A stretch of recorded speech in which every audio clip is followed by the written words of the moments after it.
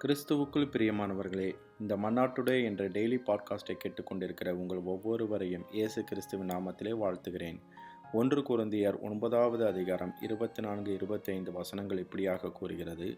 பந்தய சாலையில் ஓடுகிறவர்கள் எல்லாரும் ஓடுவார்கள், ஆகிலும் ஒருவனே பந்தயத்தை பெறுவான் என்று அறியீர்களா? நீங்கள் பெற்றுக்கொள்ளத்தக்கதாக ஓடுங்கள். பந்தயத்திற்கு போராடுகிற யாவரும் எல்லாவற்றிலேயும் இச்சை அடக்கமாயிருப்பார்கள்.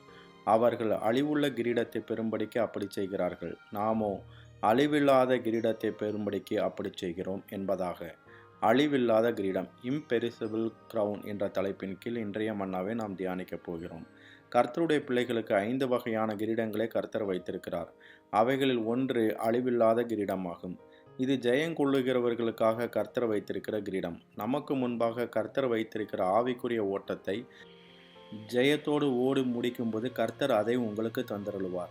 வெளிப்படுத்தல் விசேஷத்தில் 7 சபைகளுக்கு கர்த்தர் செய்திகளை அனுப்பும்போது, ஜெயங்கொள்ளுகிறவர்களுக்கு தேவனுடைய பரதேசின் மத்தியில் இருக்கிற ஜீவ விருட்சத்தின் கனியை புசிக்க கொடுப்பேன் என்றும், 2ஆம் மரணத்தினால் சேதப்படுவதில்லை என்றும், மறைவான மன்னாவை புசிக்க கொடுத்து அவனுக்கு வெண்மையான குறிக்கல்லையும் புதிய நாமத்தையும் கொடுப்பேன் என்றும், ஜாதிகள் மேல் அதிகாரத்தையும் விடிவெள்ளி நட்சத்திரத்தை கொடுப்பேன் என்றும், வெண் வஸ்திரம் தரிப்பிக்கப்படும் என்றும், தேவனுடைய ஆலயத்திலே தூணாக்குவேன் என்றும், என்னுடைய சிங்காசனத்தில் என்னோடே கூட உட்காரும்படிக்கு அருள் செய்வேன் என்றும் வாக்களித்திருக்கிறார்.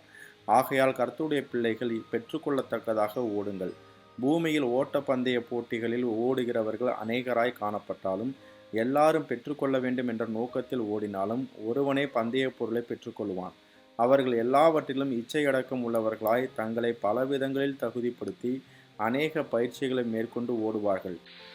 உணவு பழக்க வழக்கங்களில் கட்டுப்பாடும், சமுதாய கூடுகைகளிலும் நண்பர்களோடும் அதிக நேரத்தை செலவு செய்ய முடியாமலும் காணப்படுவார்கள்.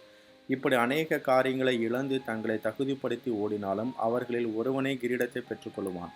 அப்படி பெற்றுக்கொள்கிற கிரீடத்தை கூட வேதம் அழிவுள்ள கிரீடம் என்று அழைக்கிறது. பூமியில் காணப்படுகிற அத்தனை காரியங்களும் அழிவிற்கு நேராக வைக்கப்பட்டிருக்கிறது. நாம் மேன்மையாய் எதை கருதுகிறோமோ அவைகள் அக்கினிக்கு நேராக வைக்கப்பட்டிருக்கிறது. ஆகையால் தான் ஆண்டவர், பூமியிலே உங்களுக்கு பொக்கிஷங்களை சேர்த்து வைக்க வேண்டாம், இங்கே பூச்சியும் துருவும் அவைகளை கெடுக்கும், இங்கே திருடரும் கன்னமிட்டு திருடுவார்கள். பரலோகத்திலே உங்களுக்கு பொக்கிஷங்களை சேர்த்து வைங்கள், அங்கே பூச்சியாவது துருவாவது கெடுக்கிறதும் இல்லை, அங்கே திருடர் கன்னமிட்டு திருடுகிறதும் இல்லை. உங்கள் பொக்கிஷம் எங்கே இருக்கிறதோ அங்கே உங்கள் இருதயம் இருக்கும் என்றார். கர்த்தருடைய பிள்ளைகளுக்காக கர்த்தர் வைத்திருக்கிற கிரீடம் அழிவில்லாதது, நித்தியமானது. ஆகையால் அதை பெற்றுக்கொள்ளத்தக்கதாக நாம் ஓட வேண்டும். நம்மை கட்டுப்படுத்தி ஒழுங்குபடுத்தி அப்போஸ்தலனாகிய பவுலைப் போல தேவன் அழைத்த பரம அழைப்பின் பந்தய பொருளுக்காக ஆசையாய் இலக்கை நோக்கி தொடருங்கள்.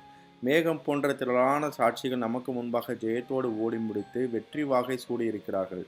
ஆகையால் பாரமாய் தோன்றுகிற எல்லா காரியங்களையும் உங்களை விட்டு ஒதுக்கி நெருங்கி நிற்கிற பாவத்தையும் தள்ளிவிட்டு இயேசுவாகிய இலக்கை நோக்கி பொறுமையோடு உங்கள் ஒவ்வொருவருக்காகவும் என்று நியமித்திருக்கிற ஓட்டத்தில் அனுதினமும் ஓடுங்கள். பாதை மாறி ஓடாதிருங்கள். சத்துரு உங்களை வழிவிலகப்படி செய்ய அநேக தடைகளையும் கண்ணிகளையும் வஞ்சகங்களையும் இடறுதல்களையும் உங்களுக்கு முன்பாக கொண்டு வருவான். அவனுடைய தந்திரங்களை முன்னறிந்து அவனுக்கு எதிர்த்து நில்லுங்கள். அப்போது அவன் உங்களை விட்டு ஓடிப்போவான். இடதுபுறம் வலதுபுறம் சாயாமல் வழி இதுவே, இதிலே நடவுங்கள் என்று கூறுகிற ஆவியானவருடைய சத்தத்தை கேட்டு ஓடுங்கள். என் ஆடுகள் என் சத்தத்தை அறியும், அவைகள் எனக்கு பின் செல்கிறது என்று கூறிய நல்ல மேய்ப்பனுடைய பாத சுவடுகளை பின்பற்றி ஓடுங்கள். அப்போது அழியாததும் மாசற்றதும் வாடாததுமாகிய கிரீடத்தை கர்த்தர் வெளிப்படுத்தும் போது உங்களுக்கு தந்து உங்களை கனப்படுத்துவார். அந்த நாள் இன்ப நாளாகவும் பாக்கிய நாளாகவும் காணப்படும். கர்த்தர் தாமே உங்கள் ஒவ்வொருவரையும் ஆசீர்வதிப்பாராக. ஜெபம் செய்வோமா.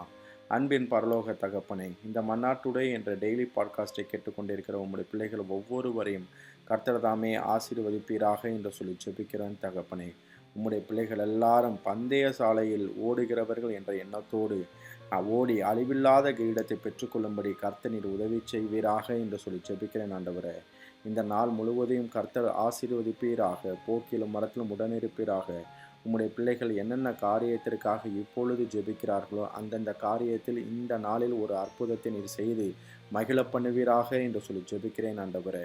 போக்கிலும் மரத்திலும் உடனிருப்பீராக. கண்ணின் மணி போல பாதுகாத்தலும் ஆட்டுக்குட்டியானவருடைய இரத்தத்தின் பாதுகாப்பிற்குள்ளாக ஒவ்வொருவரையும் ஒப்புக் கொடுத்து இயேசுவின் நாமத்தில் கேட்கிறேன் எங்கள் ஜீவனுள்ள நல்ல பிதாவே. ஆமென், ஆமென்.